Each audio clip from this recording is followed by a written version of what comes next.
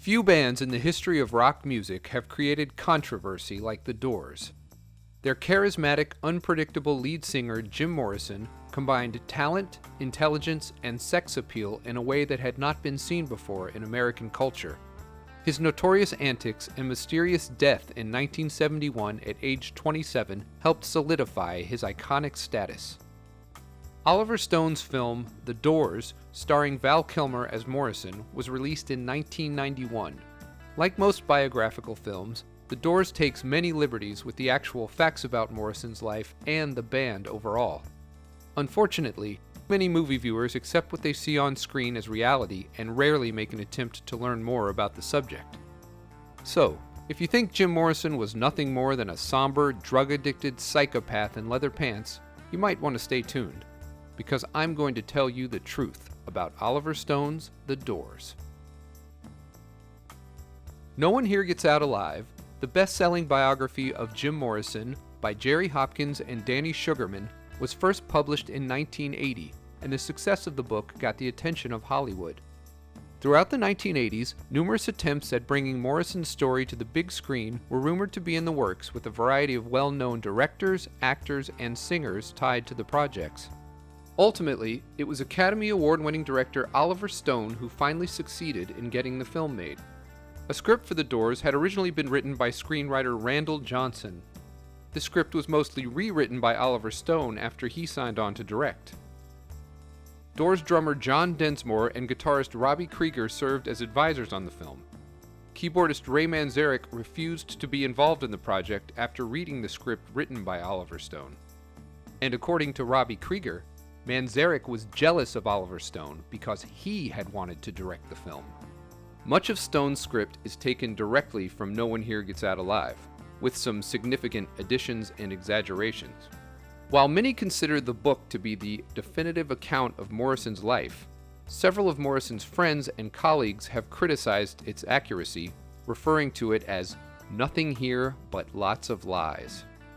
It's a great piece of sensationalism, very little of which holds to historical fact, and the best parts of Morrison are not there.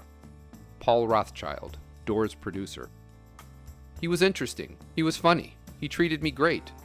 No one wants to print how things really were because it wouldn't sell books. Andy Morrison, Jim's brother. No One Here Gets Out Alive reads as if you were a complete asshole, ignoring the genius that went with it. John Densmore, Doors drummer. He kind of embellished that book a little bit, Jim didn't really talk like that, that's how Danny would talk. Robbie Krieger, Doors guitarist. This movie by Oliver Stone is nothing but the sequel to this terrible book. It portrays another person, but not Jim Morrison, just using Jim Morrison's name. Frank Lisiandro, Jim's friend. After strongly lobbying for the role by producing his own audition videos, Val Kilmer was cast by Oliver Stone to play Jim Morrison.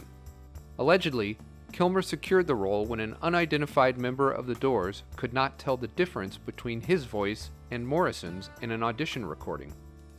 Meg Ryan was cast as Morrison's long-term girlfriend Pamela Curson. Kyle MacLachlan was cast as Ray Manzarek, Frank Whaley as Robbie Krieger, and Kevin Dillon as John Densmore. The Doors premiered in U.S. theaters on March 1, 1991. The film received mixed reviews from critics and was ultimately a failure at the box office, grossing only $34 million against a $32 million production budget. However, the film and its marketing campaign did help to introduce the Doors and their music to a new generation of fans. Stone would portray Jim as an alcohol-soaked, self-indulgent jerk. He was that, of course, but he was much more. Intelligent, sensitive, generous, charming, boyish, and wry. Jerry Hopkins, Morrison biographer. Oliver Stone is no doubt an incredibly talented director, and Val Kilmer gives an impressive performance as this version of Jim. He even did much of the singing in the movie himself. But the film takes extreme liberties with both the history of the band and Morrison's personality. It's understandable for a film like this to condense and combine certain events in the interest of telling a concise story.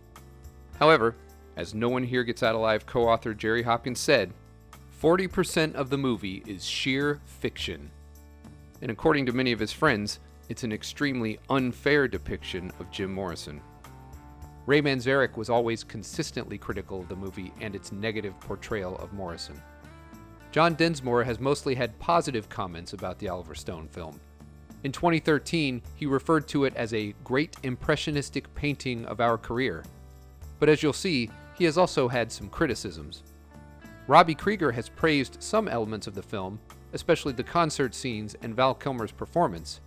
However, he is generally critical of the script and the way it portrays Morrison and the band.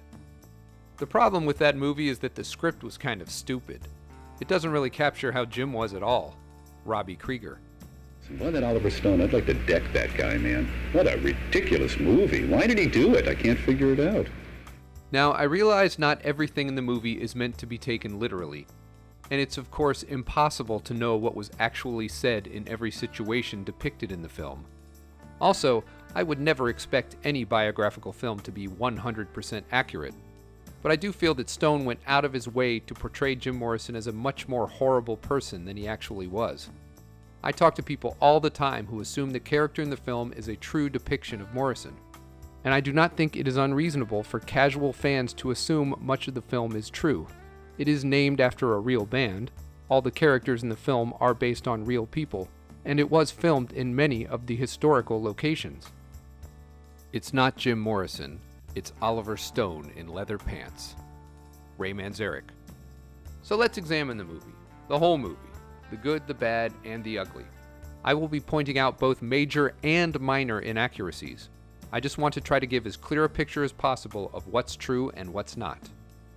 I will also identify the lines in the film that were actually said or not said by Jim Morrison. I often see lines from the movie shared online and elsewhere as authentic Morrison quotes. Morrison was a poet who placed a lot of importance on words, and I figure a lot of people will want to know what he actually did say and what he did not. If you are not interested in watching a detailed analysis of the information presented in the film The Doors, I would recommend you skip ahead to the 53-minute mark. And I hate encouraging people to watch it, but if you haven't yet seen the movie The Doors, you probably should before watching the rest of this video. The film opens with a bearded Jim Morrison in a darkened recording studio. That's Doors drummer John Densmore making a cameo appearance as producer John Haney. Morrison did record a selection of his poetry on his 27th birthday in 1970. He was actually joined in the studio that night by a group of friends, and the film depiction includes numerous poems and interview quotes that were not actually recorded that day.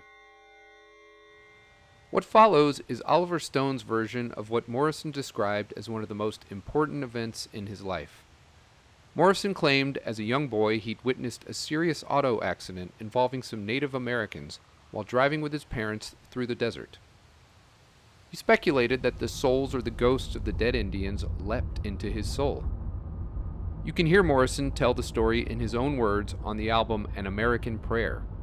He also references it in the song Peace Frog. And here is an interesting filmmaker tidbit. Oliver Stone uses actor Richard Ratowski throughout the film to represent death following Morrison. The film skips over Jim's childhood and adolescence. It's briefly mentioned later, but Jim's father was in the Navy and the Morrison family moved frequently. Jim attended several different schools and graduated from George Washington High School in Alexandria, Virginia in 1961. He was then sent to live with his grandparents in Clearwater, Florida, while he attended St. Petersburg Junior College. Morrison transferred to Florida State University in Tallahassee in 1962 and would eventually transfer to UCLA in Los Angeles. He and a friend hitchhiked to California in 1963. The film incorrectly shows Morrison hitchhiking by himself. This is one of the many minor inaccuracies in the film. The next scene is fictional for multiple reasons. First of all, Jim Morrison began living at Venice Beach after he graduated from UCLA. He lived in an apartment near campus while he was enrolled in school. Also, in 1965, Venice Beach was not yet the bustling hippie community it is shown to be in the film. Of course, when we were in Venice, the boardwalk was empty. Tried to tell Oliver Stone, well, there was nobody there. John Densmore. And Jim Morrison himself, in a 1968 interview, described the area as a, quote, beach ghost town. And here is another Oliver Stone invention. Jim did not follow Pamela Curson home from the beach. They actually met several months later after the Doors were already together.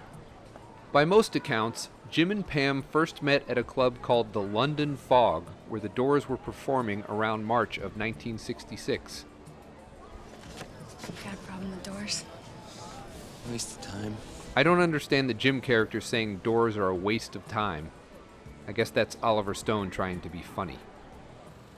The UCLA film school scene in the movie shows a recreation of the student film Jim Morrison made in 1965. It's loosely based on memories from Ray Manzarek.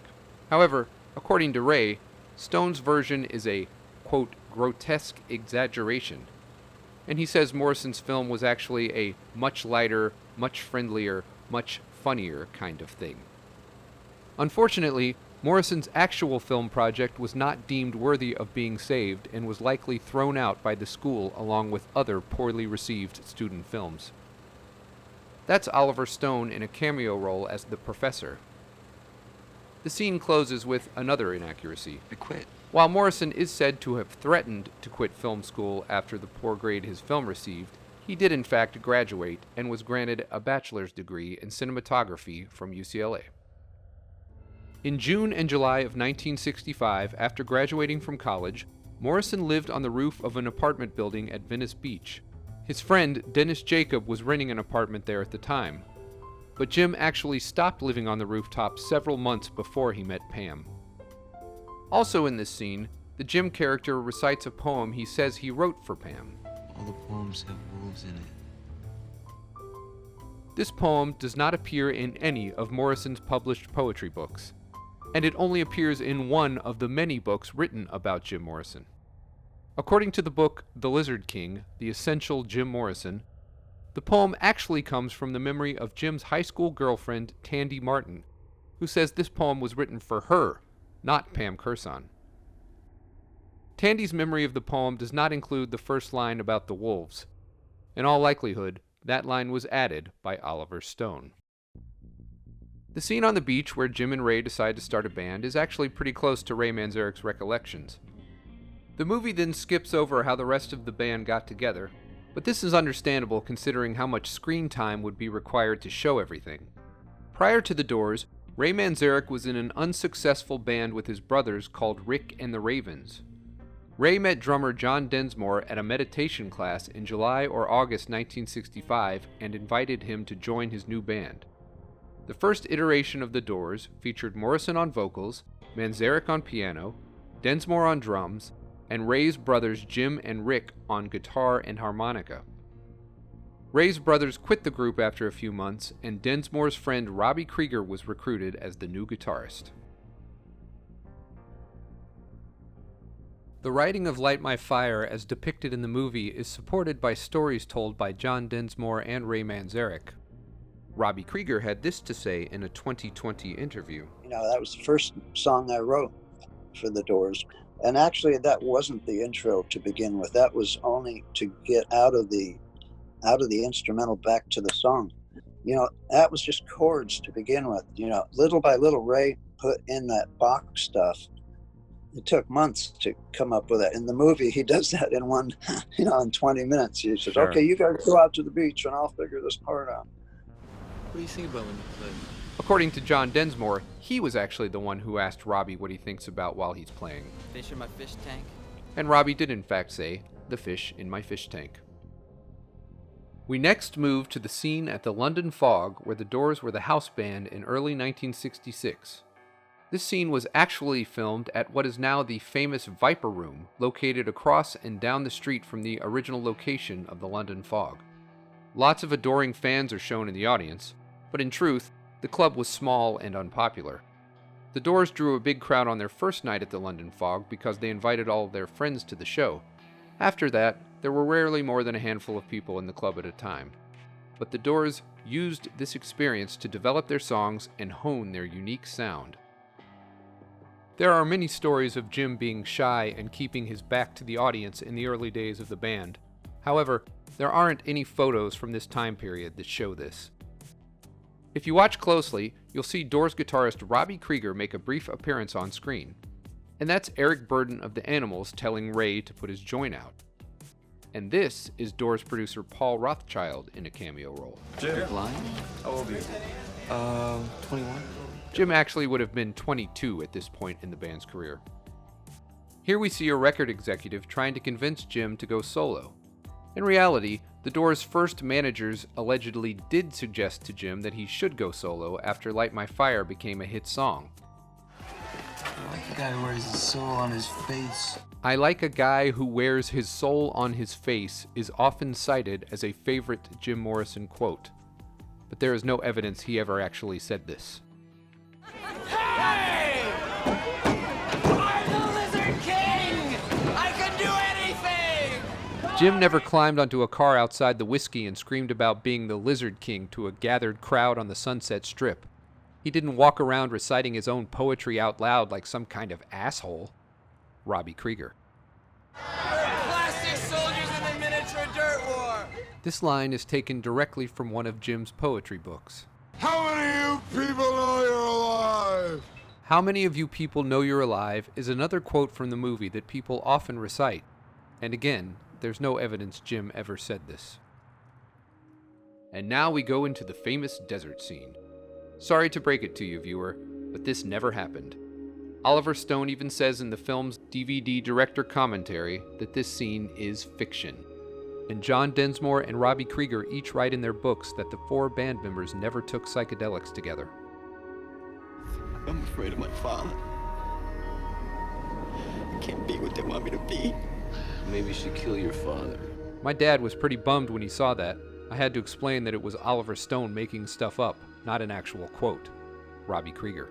My wild love went riding. My Wild Love wasn't yet written at this point in the Doors' timeline. It was actually written during the recording of the Waiting for the Sun album in 1968. Oliver Stone uses the Native American chief throughout the film to represent the Indian spirits that Morrison claimed possessed him as a child. And now we're at the Whiskey A Go-Go, where the Doors got their big break as the house band in 1966. This scene is meant to depict the infamous night in August of that year when the Doors were fired from the famous club. Oliver Stone left out an amusing story told by the rest of the band, where they had to go retrieve Jim at his hotel that night because he hadn't shown up for the first set. Morrison was supposedly out of his mind on LSD. He insisted on performing the end, and for the first time inserted the lines about killing his father and having sex with his mother. Here is another somewhat minor inaccuracy. The Morrison character is shown in this scene and others with his shirt open. Contrary to what the most famous pictures of Morrison might suggest, the real Jim Morrison almost never performs shirtless or even with an open shirt. Now I know what you're thinking. What about this picture? Or this one?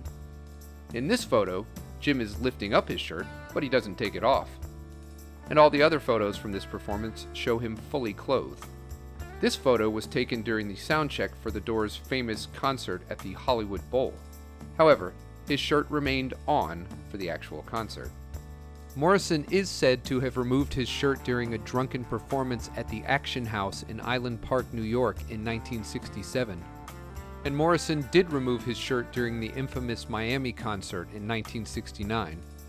Those are really the only two documented times Jim Morrison took his shirt off on stage.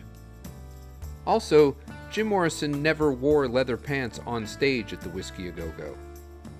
In reality, Morrison didn't start wearing leather pants on stage until almost a year after this in June 1967, 6 months after the release of their debut album. Back to the movie.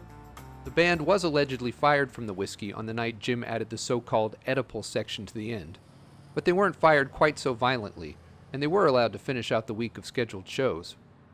According to Robbie Krieger, he doesn't even remember the band being fired or even anyone being angry about Morrison's lyrics.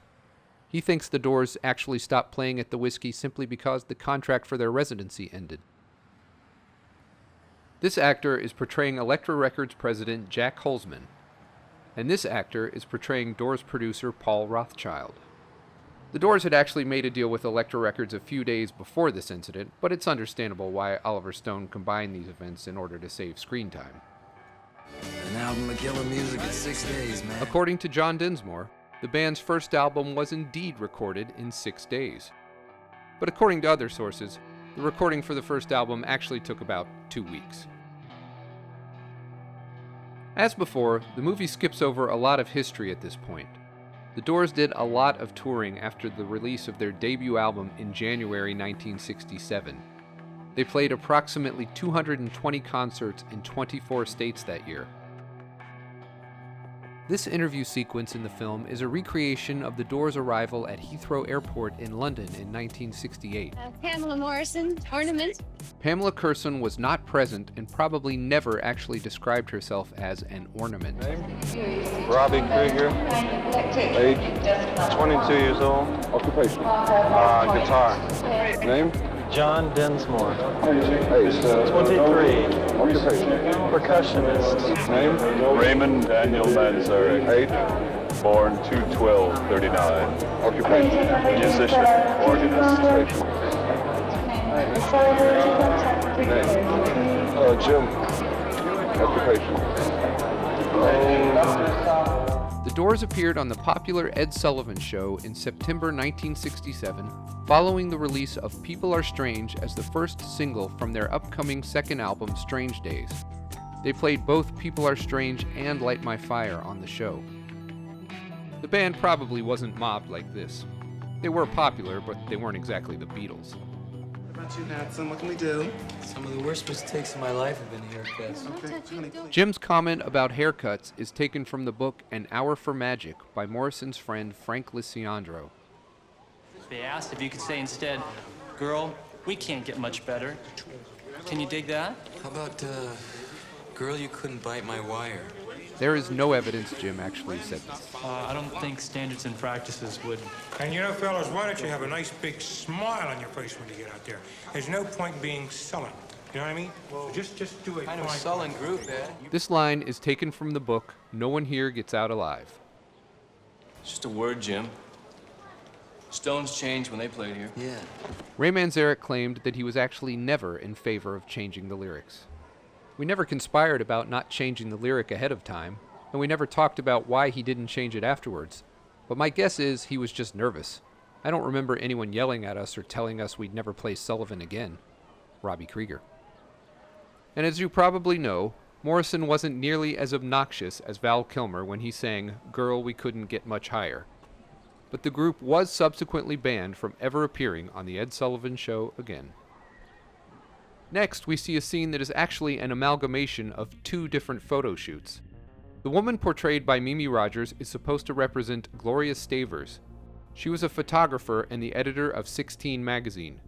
She was also a big fan and promoter of Jim Morrison. The camera is whatever you want it to be, Jim. A woman you want to seduce?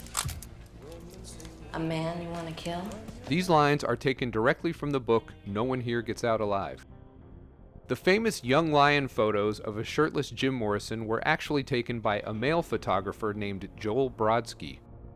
The other members of the Doors were present for the first part of this photo session.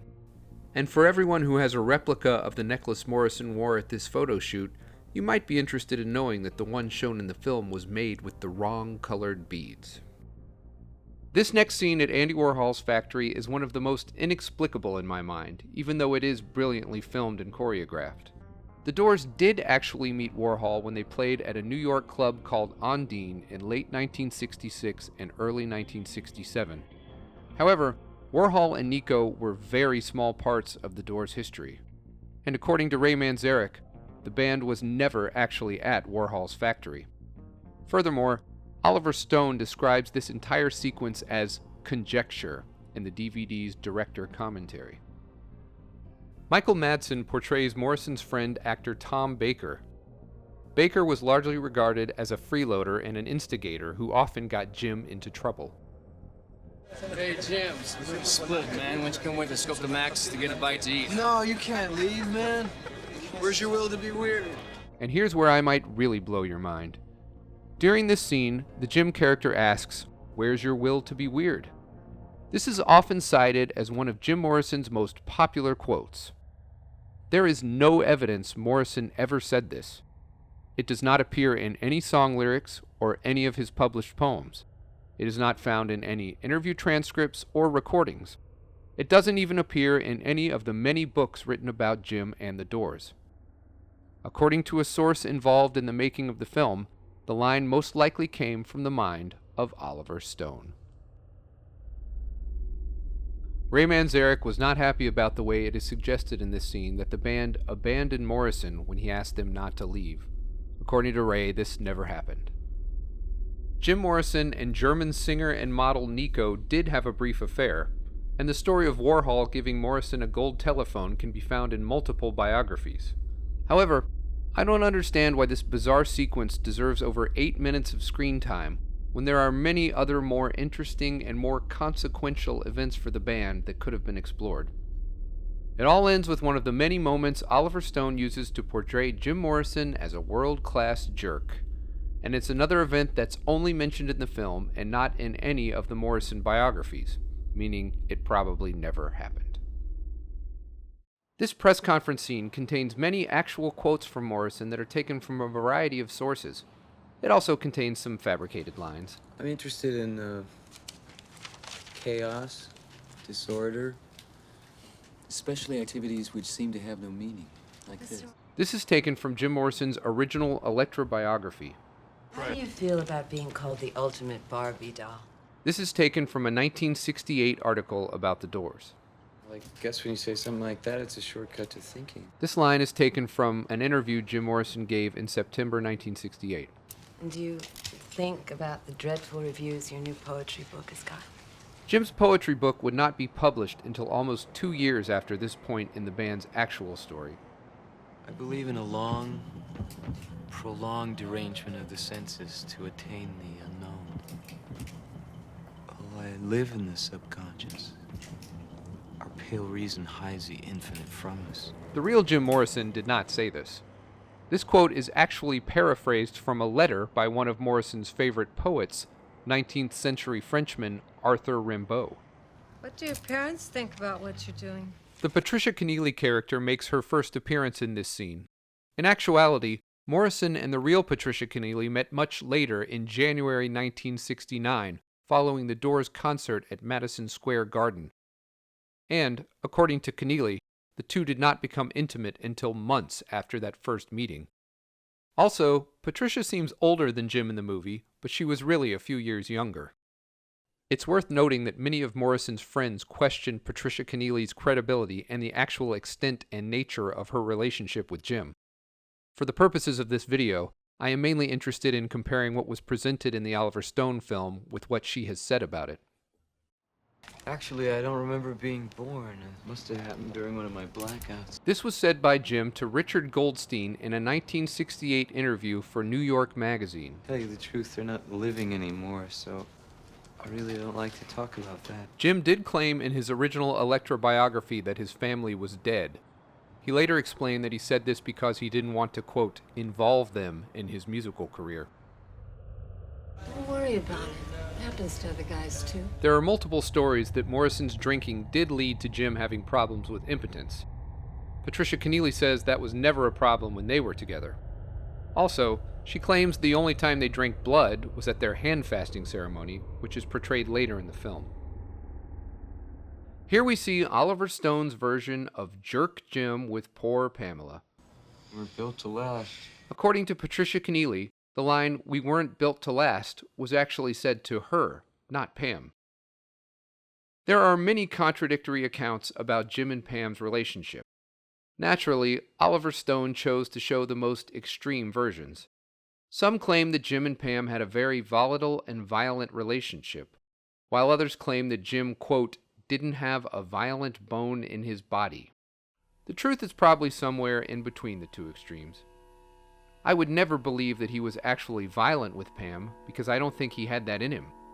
Kathy Lisiandro, Doors' secretary. Robbie Krieger has a somewhat different take. Jim loved to get in fights, but he would always lose. He never threw the first punch, Instead, he provoked people with words or acts of destruction until they finally took a swing. Liquor was always the catalyst. Jim wouldn't even think of saying or doing something to start a fight when he was sober. He was always a perfect gentleman. The infamous New Haven concert took place on December 9th, 1967, not 1968. This typo might actually have originated from the book No One Here Gets Out Alive, which also incorrectly lists the year as 1968. That is legendary concert promoter Bill Graham in a cameo role.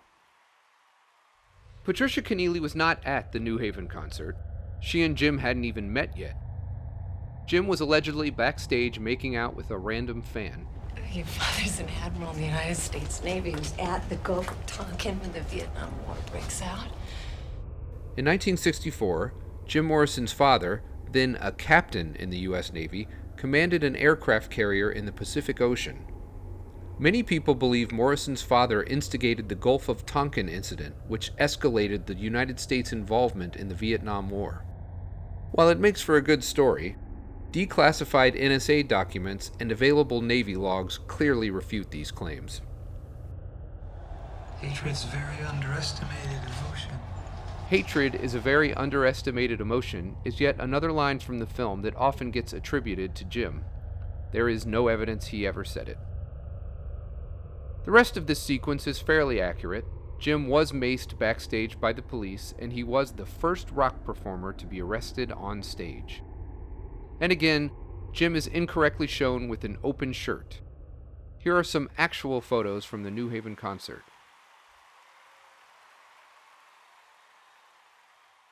Here we are back in the recording studio with Jim in 1970. Let's just say I was testing the bounds of reality. Let's just say I was testing the bounds of reality was said by Jim in a 1969 interview with Jerry Hopkins. I kind of always preferred to be hated. Like Erich von Stroheim in the movies. The man you love to hate. The man you love to hate was said by Jim in a 1969 interview with Howard Smith. Jim saying he sees himself as an intelligent, sensitive human being with the soul of a clown comes from a 1970 interview with Sally Stevenson. And I haven't found any evidence that he ever called himself a fake hero or said anything about the joke the gods played on him. This scene was filmed at the famous Barney's Beanery in West Hollywood. That's Billy Idol in a cameo role as Cat. I guess he is supposed to represent either Frank Lisiandro or Paul Ferrara. And this actor is portraying Dog, who is likely supposed to represent Jim's friend Babe Hill. Sadly, it is well documented that the real Jim Morrison did have a problem with getting very drunk and sometimes pissing where he wasn't supposed to. And you're gonna change those stinky leathers you've been wearing for the last 3 weeks. Nah, I don't know about that. This movie did a lot to feed the myth that Jim Morrison wore leather pants all day, every day. This is simply not true. Jim acquired his first leather pants in June 1967 and last wore them on stage in Miami in March 1969. He was also photographed wearing leather pants in April 1969 and in late 1970. And while he did wear leather pants a lot in 1967 and 1968, he had multiple pairs, and there are lots of photos and film footage of Jim both on stage and off taken during this period, which show him wearing regular pants.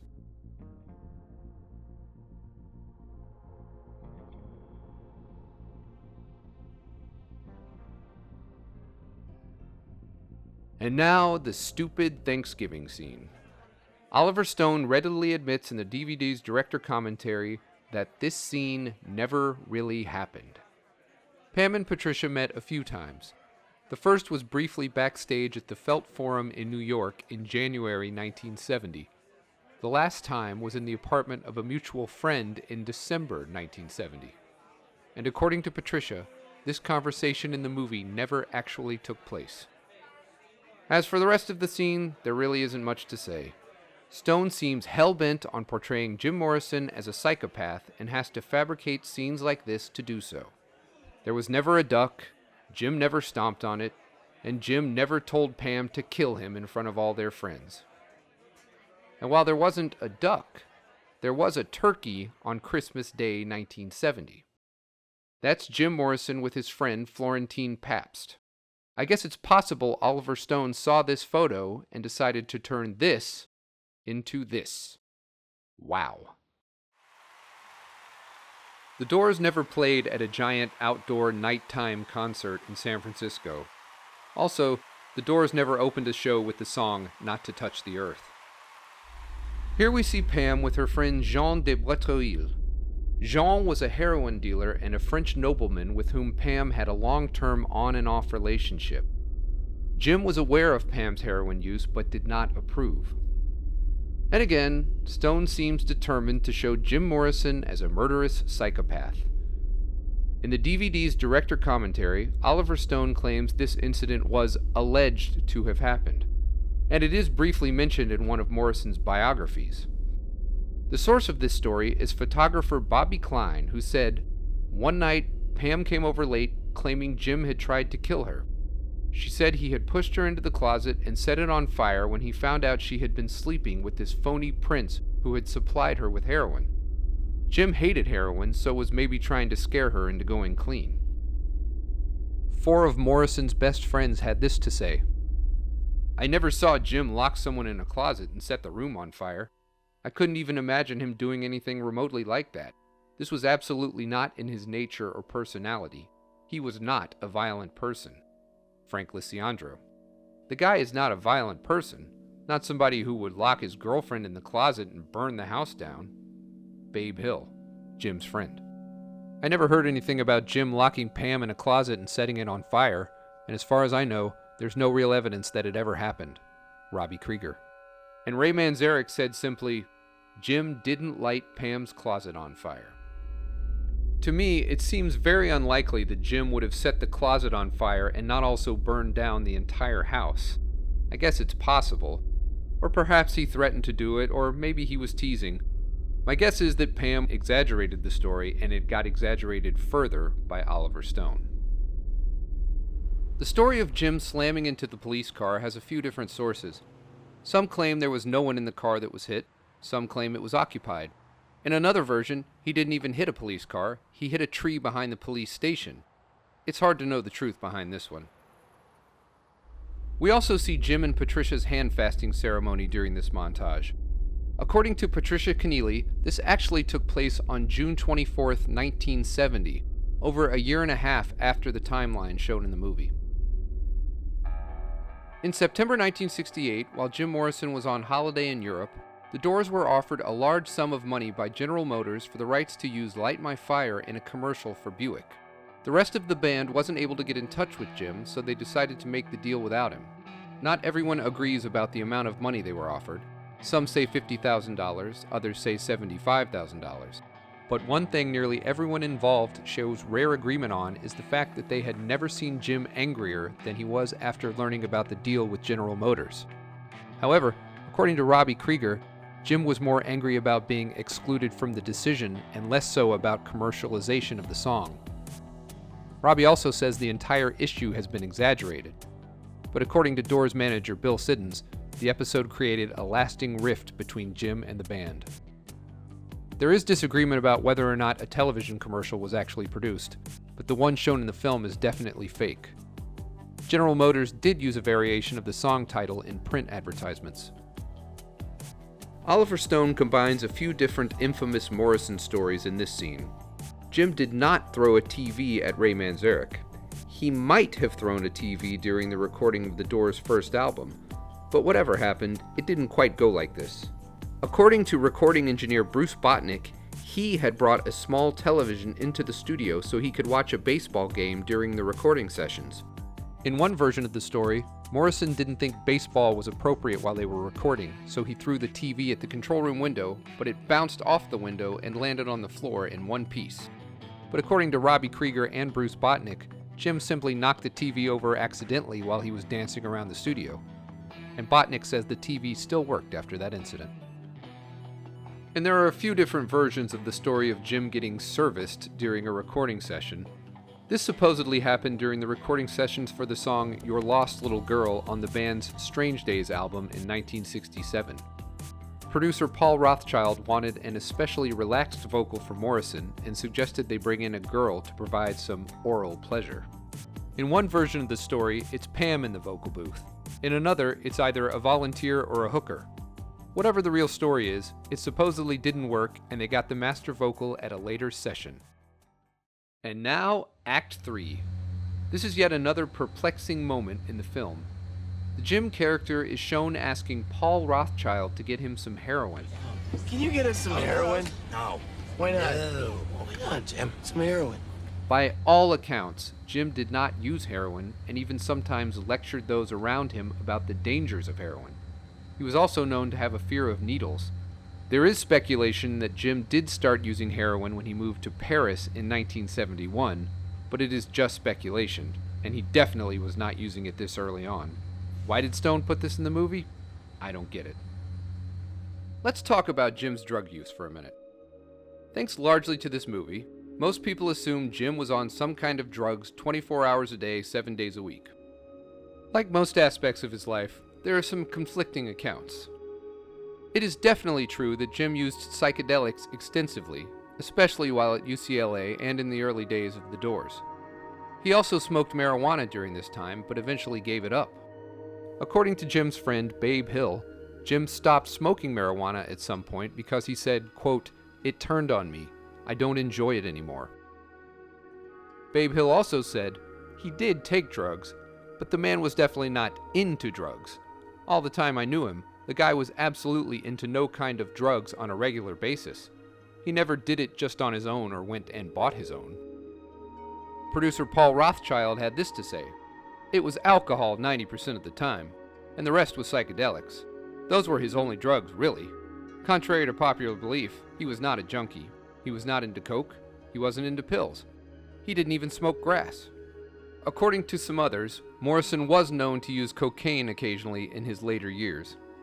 But one thing is for sure: Jim's favorite mind-altering substance by far was alcohol. By all accounts, including his own, Jim loved to drink. Jim was not really a drug user. He'd smoke a joint now and then. He had no pattern except he liked to drink. Bill Siddons, Doors manager. "I never thought of him as a drug addict. I always thought he was an alcoholic." Sherry Siddons. "Everybody thought that Jim was always on drugs, but he was really just drunk. They'd all go, 'Yeah, man, what's he on?' I'd say, 3 bottles of scotch." Paul Ferrara, Morrison's friend. But even Jim's alcoholism has gotten exaggerated over the years.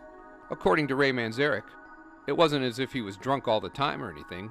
Most of the time he was perfectly sober and normal, and lucid and intelligent and bright, witty and charming. He was not drunk all the time. He produced so many poems. There were so many rehearsals and performances and recording sessions that if he was drunk all during that time, none of that material would exist. Frank Lisiandro. "I wonder why people like to believe I'm high all the time. I guess maybe they think someone else can take their trip for them." Jim Morrison. Back to the movie. What is wrong with being a large mammal? Jim wasn't fat yet in early 1969, unless growing a beard automatically makes someone fat. What's wrong with being a large mammal is something Jim said during an interview with Howard Smith in November 1969, after Jim had started gaining weight. But in truth, Jim was never really that fat, especially by today's standards. He did fill out and grow a bit of a belly, and he did become bloated from all the alcohol. In the week before the Doors concert in Miami, Florida in 1969, Jim Morrison saw several performances by a confrontational acting company called the Living Theater. Morrison had become disillusioned with his rock star image and was inspired by the Living Theater to, as he said in a later interview, put an end to that image in one glorious evening. That glorious evening was March 1st, 1969 in Miami, and it was an extremely consequential and unfortunate night for Morrison and the Doors. The Miami concert sequence is probably one of the best in the film. However, like the rest of the movie, it still has its problems. Part of the problem is that they had to squeeze a 60-minute concert into 8 minutes of film. Robbie Krieger says he did not take acid before the Miami concert. The guy jumping from the balcony didn't happen in Miami. According to the book No One Here Gets Out Alive, this allegedly happened at a concert in Chicago in 1969. The microphone hitting the promoter actually comes from a story told by legendary concert promoter Bill Graham. Apparently, Jim accidentally struck Graham in the head at a concert in San Francisco in 1967. Jim later gave Graham a decorated helmet as an apology gift. This person with the lamb is based on a man named Louis Marvin. He was an early promoter of vegetarianism in the late 1960s. Jim was photographed holding the lamb during the concert. Morrison did drop to his knees in Miami to admire Robbie's guitar technique. A photo of this was later used during Jim's Miami trial to charge him with simulated oral copulation. According to John Densmore, there were never any naked girls prancing around on stage at any of the Doors concerts. Here the Jim character begins his rant saying, "You're all a bunch of fucking slaves!" In reality, Jim said, "You're all a bunch of fucking idiots!" But he did call the audience slaves a little later in his rant. I tell you this, I'm gonna get my kicks before the whole shithouse goes up in flames, alright? The shithouse comment comes from a Boston concert recording from 1970. This was added to a live version of Roadhouse Blues that was included on the An American Prayer album. That's the word, that's the very little word. The very little word quote was taken from an account of a Doors concert in Seattle that took place in 1969. Jim Morrison appears to have the longest microphone cable in the world in this scene, and miraculously, no one seems to trip over it as he circles around an audience of thousands. And somehow, everyone knows the lyrics to Dead Cats, Dead Rats, even though it wouldn't be released on an album until July 1970, 16 months after this concert took place. In reality, warrants were taken out for Morrison's arrest 4 days after the concert. He was charged with lewd and lascivious behavior, indecent exposure, open profanity, and public drunkenness. Oliver Stone makes it seem as though the Doors' career was over after Miami. Granted, their career was affected deeply by the concert, and an entire tour was canceled because of it. However, the Doors returned to playing live a few months later, playing a total of 20 concerts in 1969 and 30 in 1970. The band also released 3 studio albums and a live album following the Miami incident. According to Patricia Keneally's book, this conversation between her and Jim did take place, but Oliver Stone changed some of what was said, seemingly to make Jim appear less sympathetic. Patricia was also especially upset about a particular line in the film that referred to her and Jim's hand-fasting ceremony. I was stoned. It seemed like a fun thing to do at the time. You have no idea how hurtful it was sitting in a movie theater and listening to that line coming out of Val Kilmer's mouth and hearing people laugh. Oliver Stone later said that he wished he had given the Patricia character a different name. The movie also claims that the Doors were not invited to Woodstock. They actually were invited, but declined to participate because they didn't like playing outdoor concerts, and didn't foresee it becoming the massive cultural event it became. I think I'm having a nervous breakdown. Jim saying he was having a nervous breakdown was mentioned in No One Here Gets Out Alive and other books. According to Jim's friend Frank Lisiandro, Jim would often say he was having a nervous breakdown as a joke. This scene is supposed to represent the filming of Jim's privately funded project Highway. They actually filmed on top of the 9000 Sunset building, not the Chateau Marmont. Also, Pam and Ray were not present for the filming, and Jim never threatened to jump. All the poetry has wolves in it, Pam. This thing about the wolves is repeated. Again, there's no evidence Jim ever said or wrote this. Here, Oliver Stone has added that line to lines from a poem that Jim had written for Rolling Stones guitarist Brian Jones, who died on July 3rd, 1969, eerily, exactly 2 years before Jim. Morrison did not write this poem as it is presented in the film. Now you might be thinking, wait, I've seen this poem and the earlier one where Jim mentions the wolves posted online just as they are recited in the movie. Well, that's because someone copied these lines from the film and posted them online. And to have Jim reciting his poetry and everyday dialogue is really offensive, because Jim never uttered a song lyric or a line of poetry in conversations. He never did. Now, because of this movie, Jim is going to be remembered as some guy spouting poetry that doesn't make any sense, because Stone edited different poetry together and has taken everything Morrison said out of context. Frank Lysiandro. Jim is shown driving a red Mustang. He actually had a blue Mustang for a few years. Later he was known to drive rental cars of various models and colors. I'm not sure what happened to his Mustang. Here we see Jim attending a party for Ray and Dorothy's daughter. Problem is, Ray and Dorothy didn't have a daughter. They had a son, and he was born after Morrison died. That little book Jim gives to the guys is a privately published version of his epic poem, An American Prayer. Merry Christmas. I guess he says Merry Christmas as a joke, because Jim left for Paris not in December, but in March 1971. I'm not sure what this doll is about. I don't think it ever actually existed. But Jim passing out at the party is actually based on a real event. According to Jim's friend Agnes Varda, Jim did attend a party for her daughter in 1969. He did have too much to drink, and he did pass out. Come on, let's get some tacos. Jim said this just before taking a break during his 1970 birthday poetry recording session. Here is the actual audio. Okay, now let's go get a taco. Now, I could probably do an entire series of videos about all the theories and questions surrounding Jim's death. It's too much to get into now. I do know that Pam's family would only allow the movie to be made as long as there was nothing in it to suggest Pam had anything to do with Jim's death.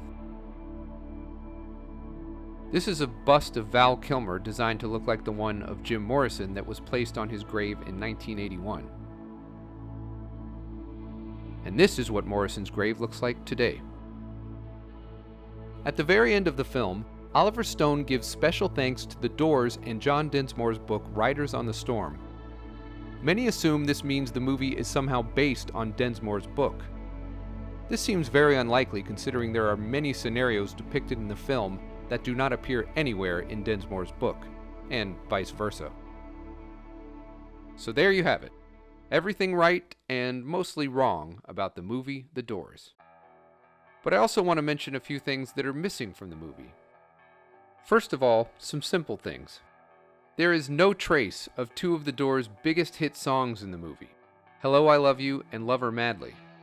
And The Doors' successful tours of America and Europe in 1968 are not mentioned. The 1970 Morrison Hotel album and concert tour are also completely absent from the film. The movie makes it seem as there were only 3 women in Jim's life. The truth is, Jim and Pam both had multiple partners throughout their time together. It was the free love 60s, and they had an open relationship. Most importantly, and I don't know why some people refuse to accept this, but Jim Morrison was not always the one-dimensional monster portrayed in the Oliver Stone film. Now, I'm not saying he was a saint or a perfect person. No one is. He was a severe alcoholic. He could be moody. He could be reckless. He could be cruel and obnoxious. But like everyone, Morrison wasn't all one thing. According to most people who knew him, he was also soft-spoken, sensitive, kind, and generous. The quiet, sensitive, extremely intelligent human being that he was off the stage is never presented in the film. Frank Lysiandro. He was sort of shy. You can almost say introverted, reserved to say the least. Soft-spoken, polite, always polite. He spoke slowly and deliberately. Vince Traynor, Doors road manager. He was kind, he was gentle, he was extraordinarily generous. Kathy Lysiandro. Jim was also a very caring person. He was often totally opposite from a crazy guy. Of course, that's not too exciting, so they really didn't show that side to his nature in the movie. Robbie Krieger. There was a gentle, generous soul there, and one of my more profound memories is his generosity. Jack Holzman. Jim was always clear-minded, soft-spoken, and exceedingly polite. John Haney, producer and recording engineer. He He was a gentleman. He was extremely intelligent. He was soft. He was funny. Sherry Siddons. Funny is a word often used by his friends to describe him. The Jim portrayed in the movie is rarely funny. Jim had a sensational sense of humor, and that is what is entirely lacking in the Stone film. Frank Lisiandro. He had a great sense of humor. He loved to laugh. He laughed all the time. Babe Hill. The problem with The Doors was that Oliver Stone just went sensational. He didn't explore Jim Morrison's wit, his charm, his cleverness. You don't get his intellect. You don't get his humor. There's no humor. Nobody ever laughs in this movie. Ray Manzarek. He definitely was not a mopey kind of guy with no sense of humor. Robbie Krieger. Movies jive. The movie is a portrayal of Morrison as a jerk and a drunken alcoholic, a jerk. I mean, I hate the guy in the movie. I wouldn't have anything to do with that guy in the movie. You might be asking yourself, who cares? What difference does it make if someone made a dishonest film about a dead rock star? Well, I've talked to many people who cite the film and Morrison's depiction in it as a reason why they don't like The Doors. Oliver Stone's movie is laughable as a historical artifact, but parts of it have seeped into the official record. It also turned off a lot of potential fans who saw Jim as a one-dimensional drunken bore, Robbie Krieger.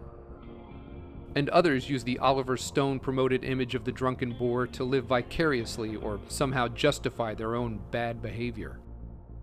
In the movie, Jim was portrayed as a selfish druggie, and he wasn't. He was a very nice person, a nice, decent human being with a very good sense of humor. Robert C. Josephsberg, one of Jim Morrison's attorneys. There was no love, only the sensational, the evil side of the character. It doesn't matter, except generations to come will know Jim as the character in the film. Paul Ferrara.